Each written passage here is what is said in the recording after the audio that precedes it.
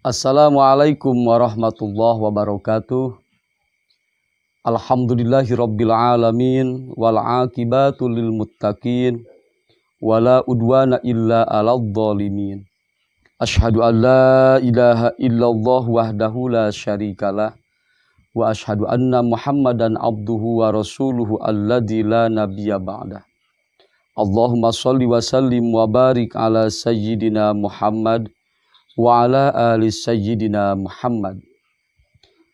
Sahabat-sahabatku, saudara-saudaraku dimanapun berada, mudah-mudahan dalam kesempatan yang sangat berbahagia ini kita semua ada dalam lindungan Allah Subhanahu wa Ta'ala, sehingga dengan pertemuan kali ini kita semua mendapatkan barokah dan ridho Allah, juga mendapatkan ilmu yang bermanfaat untuk kehidupan kita di masa yang akan datang.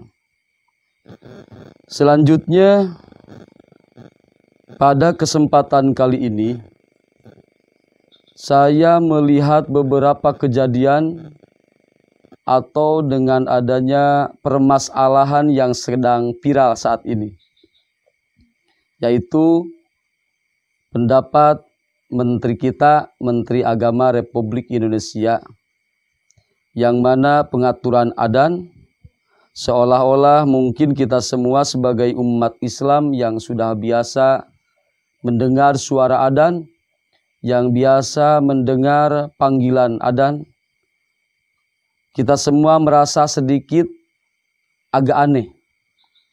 Tapi mungkin saja Bapak Menteri ini sudah melalui pikiran dan pertimbangan-pertimbangan yang sangat luar biasa. Mudah-mudahan Bapak Menteri diberikan perlindungan oleh Allah Subhanahu wa Ta'ala, juga ada dalam hidayahnya, hidayah dari Allah Subhanahu wa Ta'ala. Saudara-saudaraku, ada beberapa pertanyaan yang mungkin saya ingin menjawab dari beberapa orang yang sudah masuk ke WA. Apakah benar kalau adzan itu suaranya jangan terlalu keras atau suaranya jangan terlalu ada di mana-mana? Melihat dari kejadian saat ini, dari yang didengarkan dari pendapat Menteri Agama Republik Indonesia, bukan mengatur tentang keras suaranya yang istilahnya sampai suara adzan itu ditiadakan, tetapi mengatur volumenya dengan alasan menghargai orang lain. Tapi insya Allah dalam kesempatan kali ini, saya akan memberikan pendapat yang mungkin beda lah. Kenapa? Sebabnya, dalam satu riwayat, ketika suara adzan sudah mulai diatur oleh manusia, maka hati-hatilah. Itu berarti tanda-tanda adzan itu akan hilang. Tanda-tanda adzan itu sudah melalui diintervensi oleh manusia, tanda-tandanya adzan itu akan sebentar lagi akan hilang. Kenapa sebabnya? Dari zaman Rasulullah SAW, adzan itu sudah diperintahkan oleh Rasul. Bahkan sebagian madhab ada yang menyebutkan bahwa adzan hukumnya adalah fardu kifayah. Ada yang menyebutkan sunnat muakkad. Tapi insya Allah kita semua sebagai manusia yang agama Islam yang beranutkan ajaran Ahlus Sunnah wal Jamaah yang bermadhab Imam Syafi'i, bahwa hukumnya adzan itu sunat. Yang pertama, kenapa adzan harus ada? Riwayat yang mungkin singkat dari awal Rasulullah SAW zaman Kangjeng Rasul ada beberapa sahabat yang tertinggal sholat karena tidak adanya pemberitahuan bahwa itu waktunya sholat. Sehingga Rasulullah SAW memanggil seorang muadzin yang namanya Bilal. Kata Rasul, laksanakan adzan dan suaranya keraskan supaya sahabat-sahabatku bisa mengetahui bahwa waktunya adzan, waktunya sholat. Maka di sini dalam kitab yang diterangkan riwayat Bukhari, An Abdullah bin Abdurrahman bin Abi So'ah An Aba Sa'id Al-Khudri radhiyallahu anhu qala lahu inni araka tuhibbul gonama wal badiyah faida kunta fi gonamika au baditika fa adanta lis salati parfa sautaka bin nida fa innahu la yasma'u mada sautil muaddin jinnan wala insun wala sayun illa syahidan lahu yaumal qiyamah. Qala Abu Sa'id sami'tuhu mir Rasulillah sallallahu alaihi wasallam rawahu Bukhari. Diterangkan dari Abdullah bin Abdurrahman bin Abi So'ah An Aba Sa'id Al-Khudri.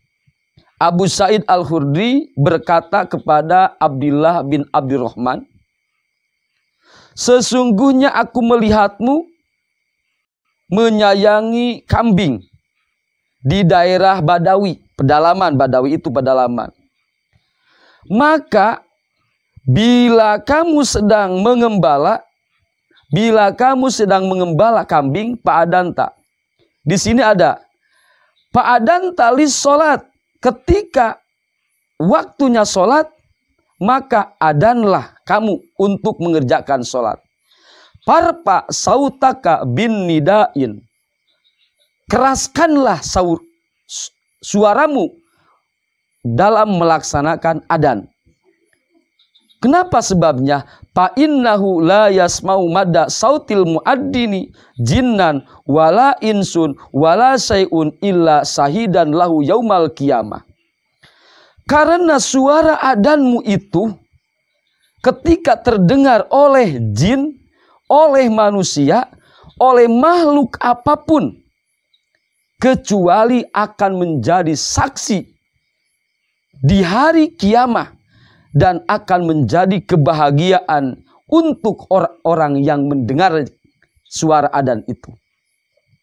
Berarti dalam riwayat ini, saudara-saudaraku, bahwa suara adzan yang terdengar itu ketika manusia atau jin atau makhluk apapun yang ada di muka bumi ini mendengar suara adzan, maka itu semua Allah akan jadikan kebahagiaan dan akan menjadi saksi di yaumal qiyamah. Maka kita semua alangkah ruginya ketika suara adzan dikecilkan, ketika suara adzan ditiadakan. Apalagi yang sedang viral zaman sekarang bahwa suara pengeras itu dari 10 menit sebelum adzan. Kami orang daerah, orang kampung, urusan masalah menyalakan suara pengeras itu biasanya kondisional. Contoh, di daerah kami itu semuanya orang muslim dan semuanya merindukan suara adzan. Ketika ingin sholat, pasti mendengarkan dulu undangan adzan itu. Kondisinya, ketika ada di daerah yang istilahnya orang di perkampungan yang banyak orang muslim, maka usahakan untuk memberikan atau untuk membangunkan orang itu, memberitahu orang itu dari biasanya seperti ada tarhim. Jam 4 atau setengah 4. Untuk apa? Untuk memberikan peringatan atau untuk mengasih kabar bahwa waktunya sholat. Untuk sholat tahajud, untuk bacaan istighfar, untuk mengajak orang-orang lain supaya bangun tidur, supaya bisa berzikir atau melaksanakan ibadah kepada Allah Subhanahu wa Ta'ala. Seorang muslim wajib hukumnya memberikan atau memperingati orang muslim yang lain supaya mengerjakan ibadah kepada Allah Subhanahu wa Ta'ala. Kalau seandainya kita menyalakan atau memberitahu orang lain pada 10 menit sebelum adzan, kan kalau bangun itu ada untuk persiapan, ada untuk melaksanakan wudhu dulu. Maka kadang-kadang datang ke tempat sholat itu ketika imam sudah sholat, ketika imam sudah melaksanakan sholat fardu. Berarti si orang yang mau berjamaah pun tertinggal. Makanya pandangan saya, menurut saya, alangkah salahnya kalau di perkampungan, di daerah-daerah yang notabene orangnya itu semua muslim, usahakan bahwa kita melaksanakan sholat harus diawali dengan memberitahukan dulu kepada orang lain. Mengajak orang lain. Jam 4 pagi, jam 4 sebelum subuh kita sudah nyalakan bacaan Quran atau yang namanya tahriman atau memberitahu supaya orang itu bisa masuk ke masjid. Insya Allah pahala yang membangunkan akan diberikan pahala yang sangat banyak oleh Allah Subhanahu wa Ta'ala. Selanjutnya, bagaimana kalau seandainya kondisi orang itu ada di tempat yang tidak semuanya orang muslim? Saya pernah berbicara dengan orang yang di luar Islam, non-Islam. Orang non-muslim saya berapa kali berbincang-bincang tentang suara adzan. Semuanya merasa senang ketika suara adzan dikumandangkan. Apalagi yang mengumandangkannya suaranya bagus. Kalau seandainya orang Islam tidak suka dengan bacaan-bacaan adzan, pertanyaannya, ada apakah dalam hatinya? Karena hanya satu yang takut dengan kalimat Allahu Akbar. Allahu Akbar adalah syaitan. Berarti orang yang takut mendengar suara adzan, lihat dalam hatinya, lihat dalam jiwanya, mungkin saja ada cahaya setan yang mendorong kepada telinga untuk tidak mau mendengar suara adzan.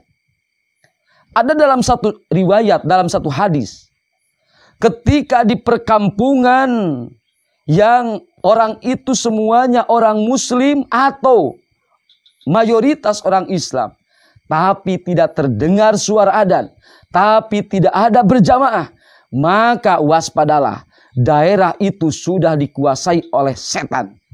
Itu hadis Rasulullah SAW. Jadi kalau di satu daerah sudah tidak terdengar suara adzan, tidak ada lagi berjamaah, maka waspadalah, daerah itu sudah dikuasai setan. Maka kalau daerah sudah dikuasai setan, orang-orangnya pun akan banyak yang masuk golongan-golongan kerasukan setan, akan lupa terhadap Allah, akan takut dengan kalimat-kalimat Allah. Kita seorang mukmin, dalam Al-Quran jelas, seorang mukmin itu ketika mendengar suara Al-Quran, ketika mendengar kalimat-kalimat Allah, maka akan bertambah keimanannya, akan merasa bergetar hatinya karena takut tidak mendapatkan rahmat Allah Subhanahu wa Ta'ala. Orang mukmin itu ketika mendengar kalimat Allah, ketika mendengar ayat-ayat Allah, maka hatinya itu wajilat qulubuhum, akan gemetar hatinya karena takut tidak mendapatkan rahmat Allah, takut tidak mendapatkan maghfirah Allah. dan akan bertambah imannya. Itu. Jadi intinya, kalau hari ini banyak orang yang mungkin saja di Facebook atau di media-media yang lain, banyak yang berbicara tentang apa adzan itu harus dikecilkan atau dikeraskan. Maka dengan hadis yang tadi, keraskan supaya terdengar oleh orang lain. Supaya bisa terdengar oleh orang-orang yang ingin melaksanakan sholat. Terus pertanyaan yang kedua, bagaimana urusan waktu adzan? Apakah 10 menit sebelum adzan atau 30 menit setengah sebelum adzan? Masalah itu kalau seandainya di kampung kita, di halaman, di daerah kita, manusia-manusianya, orang-orangnya orang Islam, maka insya Allah kalau dibangunkan dari jam 4 pun akan merasa senang. Karena sudah ada yang memberikan petunjuk atau membangunkan supaya ikut ibadah di tempat masjid atau di tempat ibadah. Kondisi yang kedua, kalau seandainya di daerah itu tidak cuma orang muslim, ada non-muslim, alangkah baiknya kita musyawarahkan dulu dengan orang-orang yang ada di daerah itu. Karena sahabat terbaik itu, tetangga yang baik itu adalah sahabat yang akan terbaik menurut Allah dan tetangga yang terbaik menurut Allah. Dalam satu riwayat diterangkan dalam hadis Rasulullah, khairul ashabi indallah khairuhum li sahibihi wa khairul jirani indallah khairuhum li jarihi. Orang sahabat yang baik itu menurut Allah adalah orang yang baik menurut sahabatnya. Dan tetangga yang baik menurut Allah adalah tetangga yang baik kepada tetangganya. Intinya, tidak ada sesuatu yang akan menjadi perpecahan. Tidak ada sesuatu yang akan menjadi permusuhan. Ketika kita semua memusyawarahkan segala yang harus dimusyawarahkan. Contoh, masalah tadi, masalah adat. Insya Allah umat Islam, umat Muslim semuanya akan senang ketika ada suara jam 4 pagi. Terdengar suara adzan. Ketika terdengar sebelum duhur 15 menit terdengar suara ayat-ayat Al-Quran, insya Allah akan merasa senang. Tetapi kondisi ketika ada di lingkungan yang notabene tidak semuanya orang muslim, maka alangkah baiknya yuk musyawarahkan supaya tidak ada permasalahan dan tidak ada saling menjatuhkan. Apalagi hari ini yang dilihat di dalam media banyak atau ada seorang muslim yang merasa terganggu dengan suara adzan. Naudzubillahi min dzalik. Suara adzan itu tidak akan dibacakan kecuali pada waktunya. Yang pertama, waktu sholat. Yang kedua, ada waktu yang namanya bacaan-bacaan untuk memberikan waktu yang persiapan untuk orang-orang melaksanakan ibadah. Jadi sebelum sholat ada waktu untuk persiapan. Kenapa sebabnya? Allah Subhanahu wa ta'ala memberikan sebuah jawaban. Barang siapa yang di daerahnya, di kampungnya, orang-orang yang beriman terus melaksanakan sholat berjamaah dan bertakwa kepada Allah dan bertawakal kepada Allah, maka insya Allah Allah akan membukakan pintu kebaikan. Kebaikan untuk dirinya, kebaikan untuk keluarganya, kebaikan untuk kampungnya, kebaikan untuk negaranya.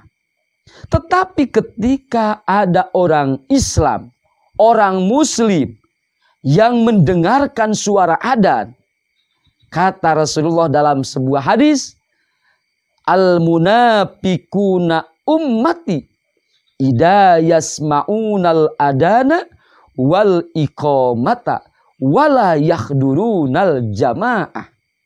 Munafik umatku, kata Rasulullah, adalah orang yang muslim yang mendengar suara adzan dan mendengar suara qomat, tetapi tidak datang ke masjid untuk berjamaah. Maka kata Rasulullah, itu adalah munafik dari umatku. Sedangkan orang munafik, na'udzubillahi min dzalik, al munafiquna fid darkil asfali minan nar. Munafik itu Allah simpan di bawahnya neraka. Na'udzubillahi min dzalik. Kita semua harus takut. Kita semua harus takut, saudara-saudaraku. Mungkin saja jawaban ini belum cukup karena masih banyak yang harus dijawab. Tapi sedikit dari awal, yuk kita bacakan adzan dengan suara yang keras, dengan suara yang baik, dengan makharijul huruf yang baik, dengan tajwidnya yang baik, supaya terdengar suara adzan itu merdu didengar dan orang-orang akan merasa tertarik ingin berjamaah ke masjid. Yang kedua, saya memohon kepada semuanya untuk selalu menjaga persatuan dan kesatuan, bahwa negara ini tidak hanya umat muslim. Di negara ini banyak agama-agama yang sudah diakui oleh negara. Maka kita semua sebagai umat muslim, sebagai jati diri muslim, sebagai jati diri muslim itu adalah rahmatan lil alamin. Yuk kita sama-sama merumuskan, memusyawarahkan, menyelesaikan permasalahan yang sedang ramai sekarang ini. Mudah-mudahan Bapak Menteri, mudah-mudahan ucapan-ucapan yang adzan yang mungkin disamakan atau dicontohkan dengan suara gonggongan anjing. Gonggongan anjing itu mungkin menurut hemat saya itu memang luar biasa, Pak. Luar biasa, sangat menyakitkan hati. Mudah-mudahan Bapak salah. Mudah-mudahan Bapak salah, bukan sengaja. Mudah-mudahan Bapak salah. Mudah-mudahan Bapak mampu memberikan paparan-paparan untuk menjabarkan ataupun memberikan argumen atau klarifikasi. Apakah itu contoh ke suara anjing itu memang sengaja atau memang Bapak istilahnya tidak sengaja. Mudah-mudahan Bapak diberikan panjang usia, mudah-mudahan Allah berikan hidayah, dan semoga negara Republik Indonesia selalu bersatu. Saya tidak ingin mendengar para pejabat seenaknya, seenak insun, sakar brewelah, mengucapkan berkata-kata untuk orang-orang yang istilahnya mayoritas di negara ini adalah orang Islam. Jangan sampai mengatakan sesuatu yang istilah menyakitkan kepada hati kami sebagai umat Islam. Karena kami pun selalu menjaga. Toleransi selalu dijaga. Tidak akan ada asap kalau tidak ada api. Insya Allah kami akan selalu menjaga. Ketika Bapak ada kesalahan, mudah-mudahan Allah ampuni. Ketika Bapak ini sengaja, semoga diperbaiki. Mudah-mudahan. Kami juga sama, Pak. Saya juga sama seorang Nahdiyin. Ada di pengurus Nahdlatul Ulama. Ingin seorang menteri yang notabene udah pada tahu semua. Bapak itu adalah panutan kami. Mohonlah. Dengan sangat jaga lisan Bapak. Walaupun ucapan saya orang kampung, orang daerah. Tapi insya Allah. Kalau seandainya ada kebaikan, mudah-mudahan bisa diterima. Kalau ada kesalahan, mudah-mudahan bisa dimaafkan.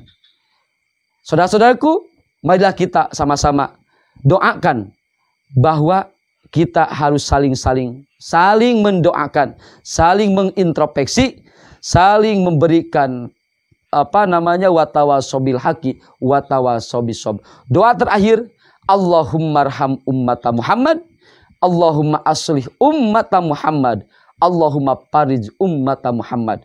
Ya Allah, jadikan kami semua dalam persatuan dan kesatuan untuk menjaga ukhuwah Islamiyah, untuk menjaga negara kami tercinta, untuk menjaga bangsa kami tercinta. Mudah-mudahan saling menghormati, saling menjaga, saling bersatu dalam satu tujuan, kebangkitan bangsa untuk satu tujuan, li'ala'i kalimatillah, bangsa bersatu, agama saling menghargai. Insya Allah kita akan tenang, damai, dan selamanya ada dalam lindungan Allah Subhanahu wa Ta'ala. Mohon maaf. Subhanakallahumma wa bihamdika asyhadu an la ilaha illa anta astaghfiruka wa atubu ilaik. Wassalamualaikum warahmatullahi wabarakatuh.